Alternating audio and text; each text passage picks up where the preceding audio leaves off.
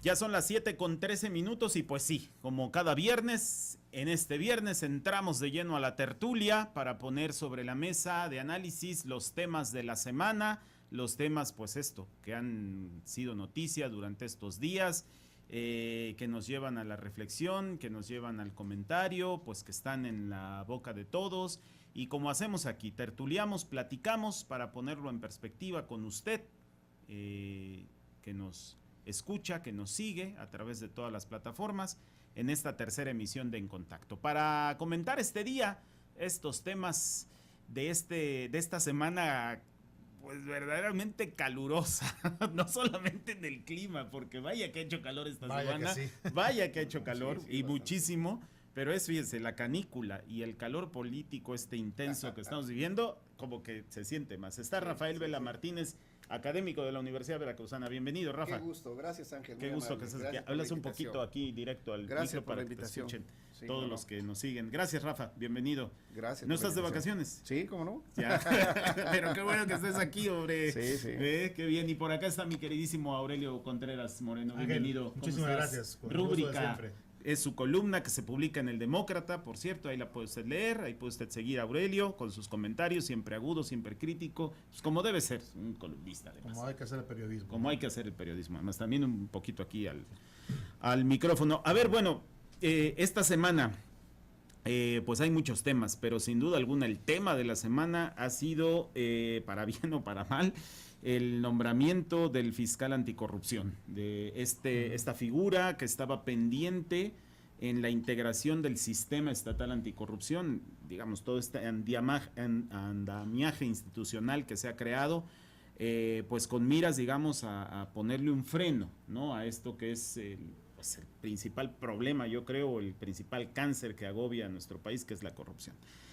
Y sale de una manera, por decirlo menos, polémica. Sale por decirlo vergonzosa, dirías tú. Yo trato aquí de atemperar. Polémica, es decir, de una manera en que los diputados que aprueban esto dicen, así estuvo bien. Hay quienes consideran, y me incluyo entre ellos, que algo no se hizo bien, que no se puede interpretar la Constitución de la manera en que se interpretó, y que entonces puede haber un riesgo ahí en el nombramiento del fiscal anticorrupción que pone en riesgo, digamos, todo el sistema en ese sentido. No sé cómo ven ustedes, bueno, cómo vieron la designación y cómo ven el asunto aquí. Pues yo lo vi como un cochinero muy similar al que vimos hace 2 años en el mismo Congreso del Estado, en la anterior legislatura, claro. En la que también se pretendió hacer exactamente lo mismo, sacar fiscal anticorrupción, magistrados anticorrupción, con el mismo objetivo, cuidar las espaldas a los que se iban. En aquel entonces esto se detuvo debido a la intervención del gobierno federal que encontró una salida declarando inconstitucional. Claro, la reforma. La reforma local, porque sí, no había todavía un referente federal. Pero sí, ahora, sí, más allá de eso, la manera como se aprueba, y desde ahí está ya maldito ese nombramiento, es que se violó la Constitución del Estado.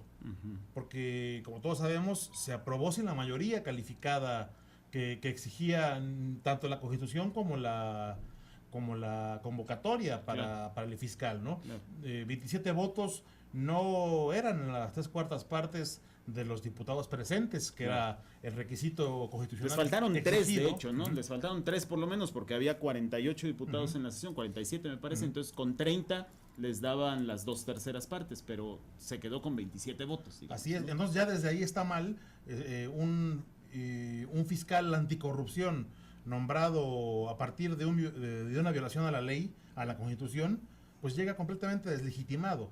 Entonces, ya, si por ahí partimos,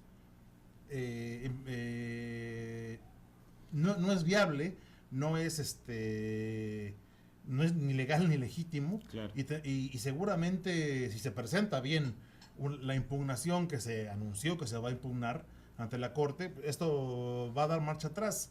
Entonces yo veo un desgaste innecesario, producto no solo de la soberbia, sino de la desesperación de un régimen que no acepta su derrota que quién sabe qué está buscando cuidar, porque según ellos no tienen ningún problema de corrupción, no hay denuncias, no hay nada, pero están actuando exactamente igual que hace 2 años lo hizo el gobierno de Javier Duarte. Claro, y en los últimos días. En los últimos días, exactamente igual, parecía un espejo. Claro. Sí, yo lo que advierto es que desde el principio hubo un inadecuado trabajo político. Yo creo que no hicieron las concertaciones y los amarres los adecuados, consensos necesarios. Se fueron a un evento en el que creyeron que tenían controlada la situación y les sale totalmente mal. Y eso es lo que cuestiona el procedimiento que se llevó a cabo, pero cuestiona mucho más a los propios diputados. ¿Cómo es posible que ellos, que son los garantes de la ley, de resguardar que todo se realice en apego a derechos, sean los primeros que están violando en gran medida? Porque a mí me parece que sí estuvo mal el nombramiento, pero además, vaya, con un poco de sentido político hubieran dicho, no tenemos las condiciones, pues nos aguantamos, nos vamos a otra sesión, que aunque ya entiendo se les terminaba el tiempo, porque de todas maneras se los van a echar abajo, ¿no? Y entonces igual van a quedar mal, igual las situaciones que trataban de resguardar pues van a seguir exhibidas, ¿no? Y se van a seguir presentando. Entonces, yo creo que hubo un mal procedimiento, no solo legal, sino además político, un mal trabajo político. Ahora, aquí me parece que, digamos, por alguna razón política, decidieron retrasar el nombramiento del fiscal anticorrupción. Desde ahí estuvo por una mal, razón ¿no? política admitida por ellos mismos. Admitidos por ellos mismos, claro. Fue por condiciones políticas que no lo hicieron antes de las elecciones. Que Lo era el dijeron tiempo, ellos, ¿no? lo Que era el dijeron tiempo, ellos. porque esto salió la convocatoria desde enero. Sí. Se presentaron los aspirantes, que me parece que fueron por ahí de 15, 20 aspirantes, algo así, que estaban ahí una lista, entre ellos, por cierto, el doctor Francisco Berlín Valenzuela, un ilustre jurista veracruzano y ex diputado, ex funcionario público, un hombre que sabe muchísimo de leyes. Ex subsecretario, exactamente. Y bueno, varios personajes, digamos, que se inscribieron a esto. Los entrevistaron, se hizo todo el proceso y de repente deciden que como se les viene encima los tiempos electorales, pues que mejor para después de las elecciones. Yo creo que desde ahí estuvo el error. Y desde ahí, pero además de que desde enero ya se sabía que el ungido era Marcos Eben Torres. Claro. Todo el mundo lo sabía, estaba cantado. Entonces, el mismo Sergio Hernández creo lo dijo en alguna entrevista. ¿De qué estamos hablando? ¿Cuál autonomía, cuál anticorrupción? Si era un empleado del actual régimen. O sea, no lo sacaron antes de las elecciones pues porque buscaron cuidar la candidatura de alguien. Pero finalmente, ahora que ya no tenían mucho más que perder de lo que ya perdieron, pues se lanzaron como el borras, ¿no? Para nombrar a quien desde enero ya sabía que era el elegido. Que estaba, ¿no? Ahí Sí. en los ánimos, ¿no? Sí, no, me parece que fue totalmente intencional el retrasar la elección.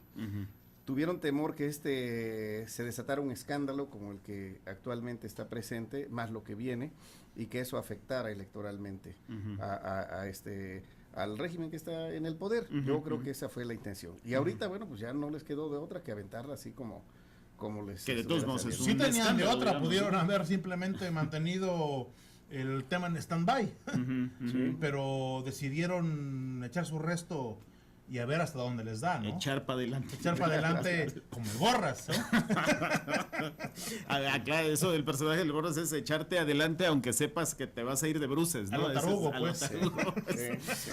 Yo no sé, digo, los cálculos políticos ahí que se hayan hecho, si es que les va a funcionar o no, pero me parece que han puesto, yo insisto, no voy a cuestionar, porque me parece también que esa es una falsa discusión, los méritos de académicos, los méritos intelectuales del maestro Marcos Eben Torres, digo, porque eso no es lo que está en discusión. No es lo que está en discusión, exactamente, digo, no, ni a la persona ni nada, sino la forma en que se hace la designación lo pone en brete incluso a él mismo, ¿no? Lo pone en riesgo a él mismo, porque pone en riesgo su prestigio profesional y personal. Claro, ¿no? su propio prestigio personal, lo cual me parece es de una rudeza innecesaria. O sea, me parece... Pues simplemente, ¿qué se va a recordar de él y su nombramiento?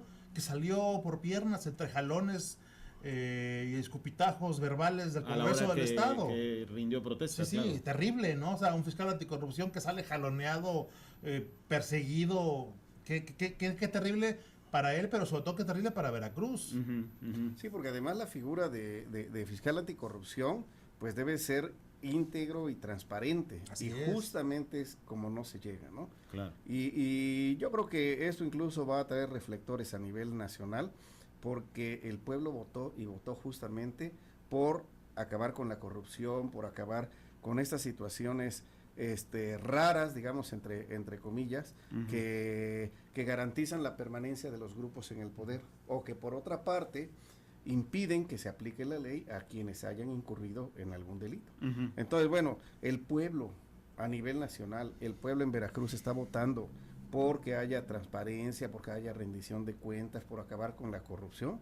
Y mira, los diputados son quienes empujan todo lo contrario, como si no les hubiera quedado suficientemente claro por dónde votó el veracruzano y por dónde votaron los mexicanos, que es lo que se aspira. Pero esto no también tiene que ver, por cierto, con este diseño electoral, político electoral que tenemos, que deja pasar tanto tiempo y que da un margen, digamos, bastante ancho para que entre las elecciones y la toma de posesión de los nuevos poderes electos, es decir, estamos, parece que fue hace mucho, pero apenas tiene 26 días, no tiene un mes que fueron las elecciones, y qué bárbaro, no hemos parado de ver una cosa tras otra, tras otra. Yo creo que es uno de los principales problemas de diseño que tiene el sistema electoral en México, ese enorme periodo que es un limbo político y jurídico entre las elecciones y la toma de protesta del nuevo gobierno. Si observamos en otros países en Europa, creo que pasan días. 2 días, 3 días, cuando mucho una semana. Y toma posesión el siguiente gobierno. ¿Acaso un mes? Por ejemplo, en España es un mes. En Estados Unidos sí son como 2 meses, ¿no? Pero aún así menos, es un poco menos, sí, ¿no? sí. En México son 6 meses. Sí. Es un periodo espantérrimo de tiempo, ¿no? Sí, y por ejemplo en España hay la figura del gobierno en funciones, que es decir, después de que es electo el nuevo gobierno, el que está en funciones ya no puede hacer nada, digamos, que comprometa al siguiente, claro, sino que nada más ese periodo en el que está solamente está, digamos, como administrando lo básico. Bueno, ¿no? el gobierno federal en México ahorita parece que está así, pero el gobierno estatal no. De facto parece que está así el presidente Peña, ¿no? El gobierno del presidente Pero Peña. el gobierno estatal está en otra onda, pareciera que se fueran a quedar otros 6 años. O eso quisieran creer ellos, ¿no? No sé. Digo, también es verdad que, digamos, las autoridades son electas para cumplir cierto periodo y para estar, digamos, en pleno ejercicio de sus atribuciones, pero uno entendería, vamos, el problema es el vacío. Claro. Hay un vacío legal. Claro, el asunto es que estamos, digamos, que se pretenden tomar decisiones digamos, en los últimos meses, en las últimas semanas, que van más allá del periodo para el cual las autoridades fueron electas, ¿no? Claro. Entonces, decía ayer Ernesto Treviño, el doctor Ernesto Treviño, uno de nuestros colaboradores editorialistas aquí en Contacto, que lo que se recuerda siempre de los gobiernos es lo que hacen en la última etapa de su gobierno, ¿no? Sí. Y que eso determina mucho cómo se les recuerde. Y entonces tal parece que a estos gobiernos se les está recordando, en el caso federal, por lo que no está haciendo ya, y en el caso estatal, pues por estas decisiones, digamos, de último momento que está tomando, ¿no? Y bueno, aquí habría que señalar también lo que a lo mejor no hay pruebas suficientes para poder señalarlo, pero que se comenta en todos los pasillos políticos: la subordinación de la Cámara de Diputados al Poder Ejecutivo, ¿no? Es una situación de manera preocupante y en gran medida vergonzosa para quienes se prestan a ese tipo de juegos. ¿Cómo es posible que, siendo un poder totalmente diferente y que se supone que es para equilibrar, los diputados son electos, no son puestos por un gobernador, son electos por el pueblo? Y esos diputados son justamente para defender algún abuso, alguna toma de decisión inadecuada, alguna violación al Estado de Derecho. Y son los primeros que ahorita en este escenario están jugando, ¿no?, de la mano con la estructura que está en el... Sobre todo porque en ese sentido de lo que comenta Rafa Vela Martínez, digamos, era algo a lo que, vamos a decirlo así, el viejo régimen nos tenía acostumbrados, es decir, la subordinación del poder legislativo a las decisiones del Poder Ejecutivo. Eso era típico del viejo régimen, ¿no? Quiero decir, del régimen priista, hegemónico, ¿no? De partido único, etcétera, etcétera. Pero no esperaría de un gobierno, digamos, diferente, o de un gobierno de transición, de un gobierno que ya no es parte del viejo régimen, pues que tuviera otras lecturas, que tuviera otras pistas, ¿no? Que se comportara de otra manera, por lo menos. Pero es que desgraciadamente, a pesar de que hubo un cambio de siglas, no hubo un cambio de prácticas. Se siguió actuando a la antigüita. El gobierno estatal actual, que está por concluir funciones el 30 de noviembre, nunca actuó diferente a ninguno de los regímenes priistas que lo antecedieron. De hecho, pues no hay que olvidar que el propio gobernador y varios de sus colaboradores pues vienen del PRI, de un PRI rancio, tradicional, ¿no? Y ocupó las mismas prácticas, tanto para ejercer el poder como para relacionarse con los otros poderes. No había de otra, pues no, es decir, hasta los años 90 o eras del PRI o eras del PRI si querías hacer política. El problema no es ese, el problema es que pues, no mostraron ser continúas diferentes. Con las mismas prácticas. No mostraron ser diferentes en absolutamente nada. Ahora, ese es el riesgo, por ejemplo, a nivel federal de la reinstauración, digamos, de las viejas prácticas, ¿no? De las viejas hegemonías. Y de las viejas hegemonías, exactamente. Pero si quieren de eso platicamos regresando de la primera pausa, porque ya vamos a la primera aquí de el caso de la transición en el gobierno federal, que siempre es muy interesante, porque allá, pues, el gobierno en funciones ya cerró la cortina, como ya decíamos en otras tertulias. Hay como que ya nada más el presidente en funciones está haciendo RP, pero nada más, ¿no? El presidente Peña, quién sabe dónde anda, ¿no? Pero pues nada más sale a cortar listones, listones y a dar ahí pero por ahí. Pero que se está reuniendo con gobiernos extranjeros, con los enviados de Trump, echando línea, cartas. Es el presidente virtualmente electo, porque ni todavía siquiera no es electo, tiene todavía la categoría de presidente electo. Así es. Lo cual es, yo creo que legalmente inaudito, aunque políticamente muy mexicano, ¿no? Sí, totalmente. Bueno, ya recibió hasta la ministra esa que mandó Justin Trudeau, y a los emisarios de Trump, ya está, ¿no? ya está gobernando. Ya está negociando el TLC y todavía no tiene capacidad de negociación. Ya se manda cartas con Trump, ya le dice... y le contestan. Y le contestan, ¿cómo le puso Juan Trump? Juan Trump, y dijo que AMLO es terrible. Qué bárbaro, vamos a ver cómo y además ambos se ven como iguales, ¿no? Sí, que ambos destruyeron al establishment. Sí, no, cosas así, pero a ver, hoy me llamó muchísimo la atención, yo no sé si tenemos aquí rápidamente una lectura que hacer. A ver, dos personajes, particularmente uno, ¿no? Pero dos personajes muy significativos que hoy se confirma, digamos, por un lado Rocío Nale como próxima secretaria de Energía, no va a pisar el Senado por lo que se ve, o nada más rendirá protesta e inmediatamente pedirá licencia para que entre. Pues no inmediatamente, porque ellos entran en septiembre y el gobierno entra hasta diciembre, claro. Va a echar 2 mesecitos en su curul para tener el currículum. Claro. Y se irá de secretaria de Energía. Pero Manuel Bartlett Díaz como próximo director de la Comisión Federal de Electricidad. ¿Qué te parece eso, Rafael? Muy, muy preocupante, ¿no? Yo creo que el pueblo tiene memoria y habría que recordar aquel caída del sistema, por decirlo de alguna manera. No, es que eso fue en el 88, ¿no? Justamente cuando en aquel momento ganaba la presidencia de la República, Cuauhtémoc Cárdenas, y la perdía ¿cómo se llama? Salinas de Gortari. Carlos Salinas de Gortari, ¿no?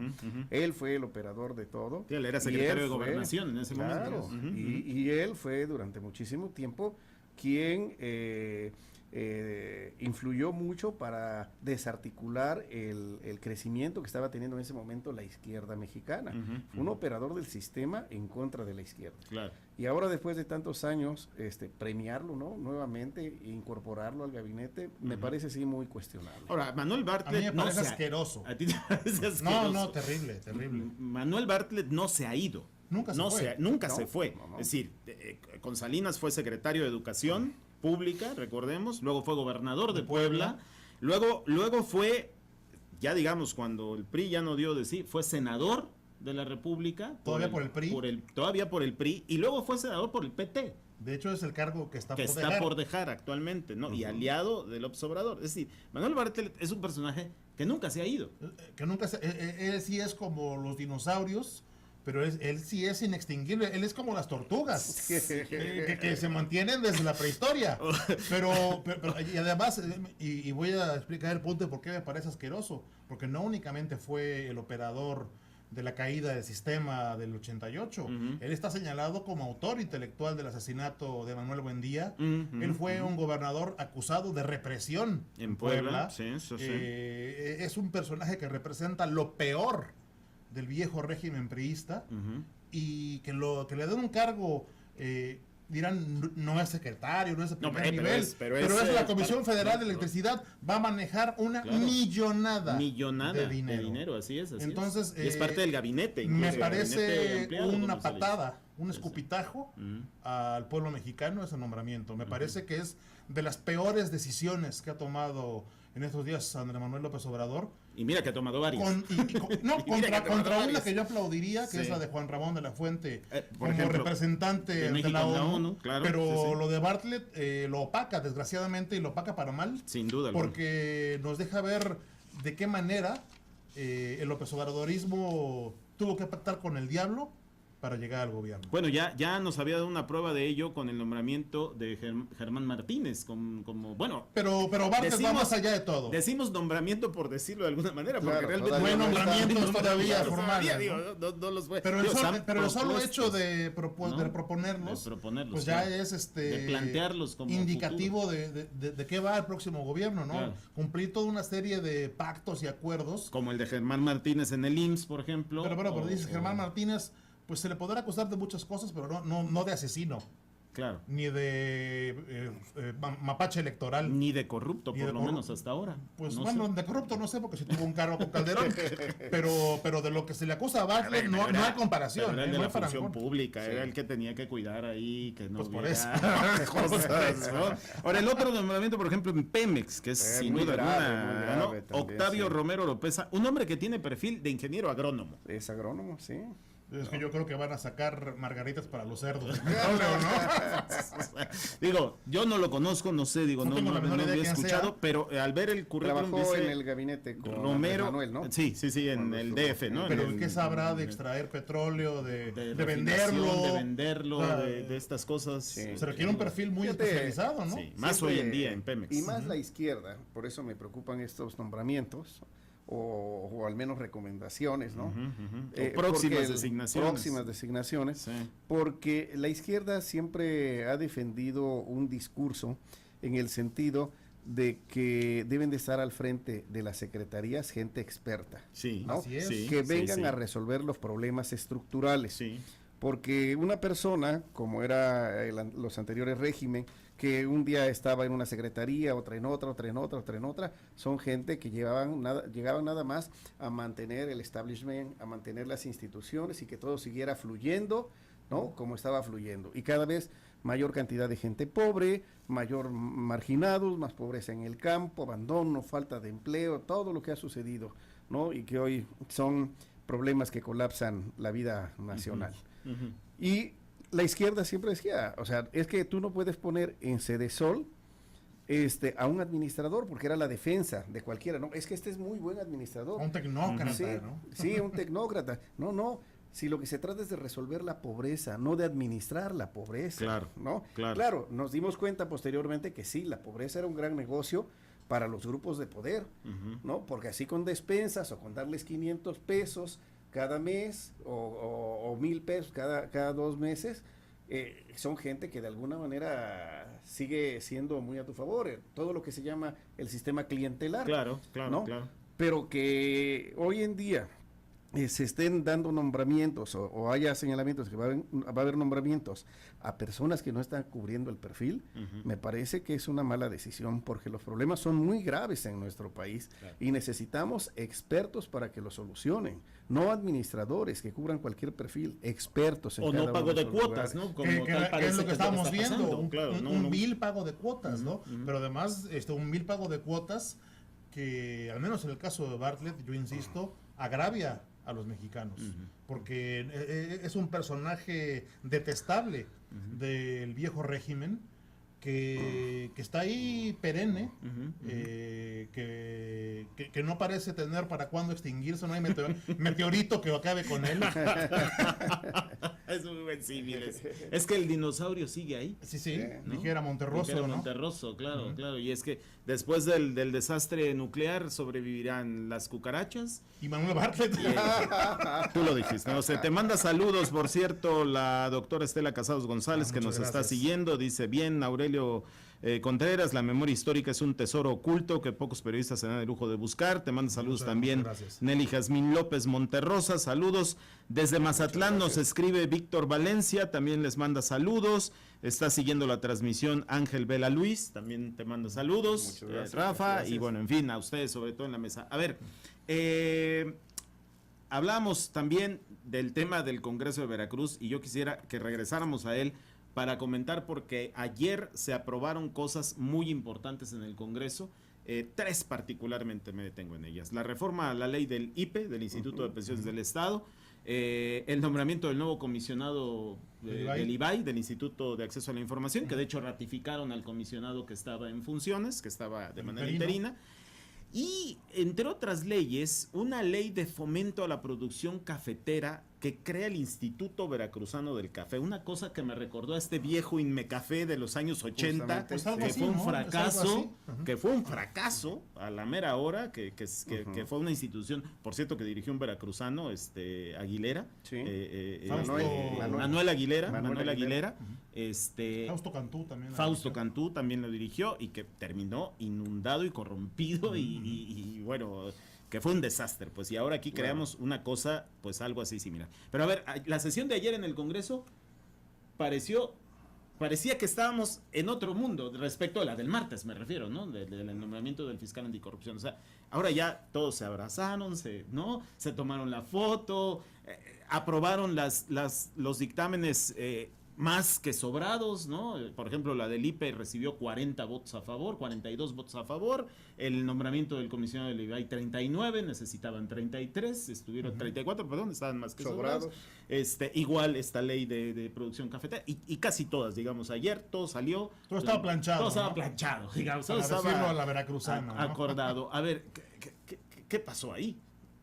¿Hay o no hay operación política? ¿Sirven o no Yo las creo que negociaciones? hubo acuerdos. O sea,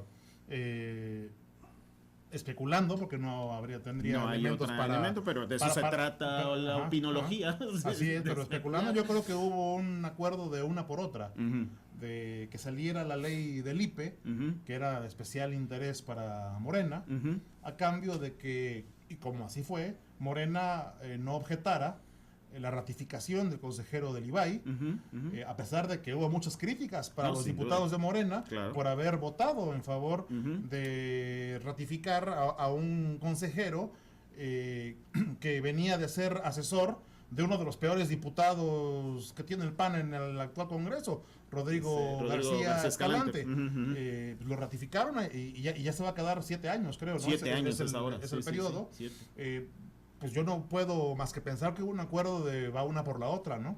Y el Instituto Veracruzano del Café, habría que recordar que fue una propuesta de campaña del candidato del PRI, de José Yunes. Entonces quizás fue lo que el PRI haya pedido a cambio para entrarle también a Belén cantando con su voto, ¿no?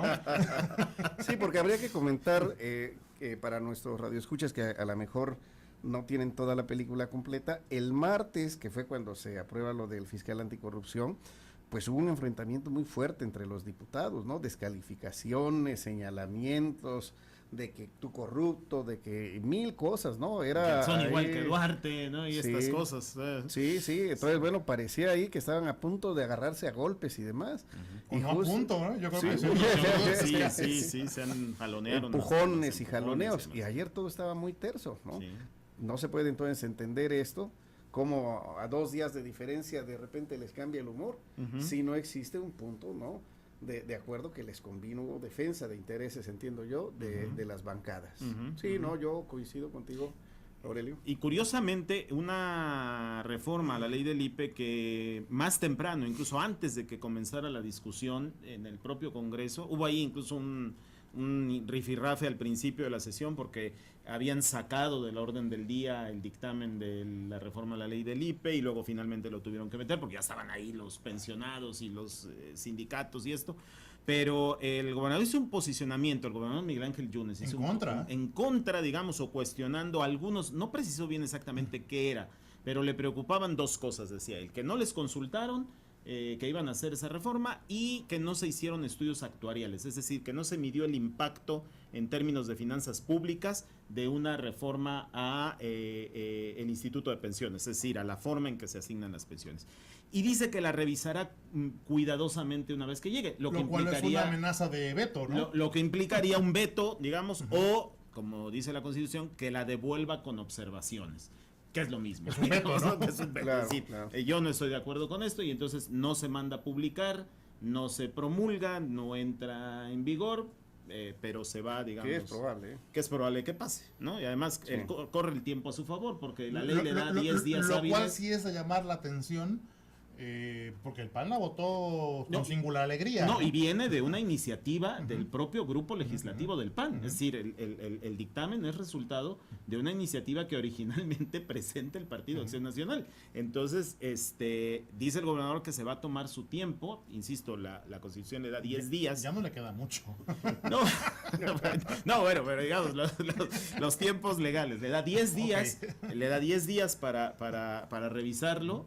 10 días hábiles, es decir, casi un mes. Y dice, pues, que si en eso entra en receso el Congreso, pues que hasta que vuelva a reunirse el Congreso, la manda. Es decir, en el peor de los escenarios, hasta el 5 de noviembre, o igual si hay un periodo extraordinario de aquí a noviembre, que pudiera ocurrir, pues ahí le mandaría inmediatamente. Sí, pues si la manda en noviembre ya es otro congreso, ya es otro juego. Ya, ¿no? Es otro juego, exactamente. Sí, entonces será interesante ver qué decisión se va a tomar respecto de esta ley, porque me parece que una ley que sale del grupo legislativo del partido gobernante, que el grupo legislativo lo aprueba, como dices tú, con singular alegría, que además se suman los otros grupos, que tiene 42 votos a favor, con que es potestad del Ejecutivo devolverla con observaciones, vulgo vetarla, pues creo que es como para pensarla, ¿no? No, a mí lo que me preocupa es de que no hubo una difusión adecuada de esa iniciativa de ley y que llega a impactar a un amplio grupo de veracruzanos, no solo los que están pensionados ahorita, sino los que quedarán pensionados en los próximos años, ¿no? Después, claro. Te pongo un ejemplo, el caso de la Universidad Veracruzana. Hay una gran cantidad de académicos que ya están en edad de retirarse, ¿no? De hecho, está envejeciendo la planta de académicos de la Universidad Veracruzana. Entonces, toda esa gente se va, pero bueno, no solo es la UV, ¿no? Tenemos a todo lo que es el CENTE. Claro, ¿no? Todo el sector magisterial, todo el sector poder educativo. Claro. Sí, ¿no? Y el sector público en general. En general, todo el sector público. Estamos hablando del futuro de muchos veracruzanos que llegan a su tercera edad o que llegan en un momento ya difícil, ¿no? Y que no se le dio la adecuada difusión, no hubo mesas de debates, no se informó a la ciudadanía, ¿no? Bueno, sí dice el gobernador que no le informaron ni a finanzas. No le dijeron ni a ellos. Pues claro, aunque los propulsores de la iniciativa dicen que sí, que hubo foros, que hubo reuniones, que hubo mesas, que hubo esta cuestión para discutir, digamos, ¿no? El tema, y que pues trataron de construir una iniciativa con el mayor consenso posible, pero siempre seguramente hay grupos más interesados que otros en este tipo de cambios, en este tipo de reformas. Lo cierto es que el tema de la seguridad social y particularmente de las pensiones del sector público es un asunto pues de pesos, de monedas y de que habrá que ver con mucho cuidado, enorme trascendencia, y de enorme trascendencia. Por el problema que puede implicar para las finanzas públicas del país en general. Claro.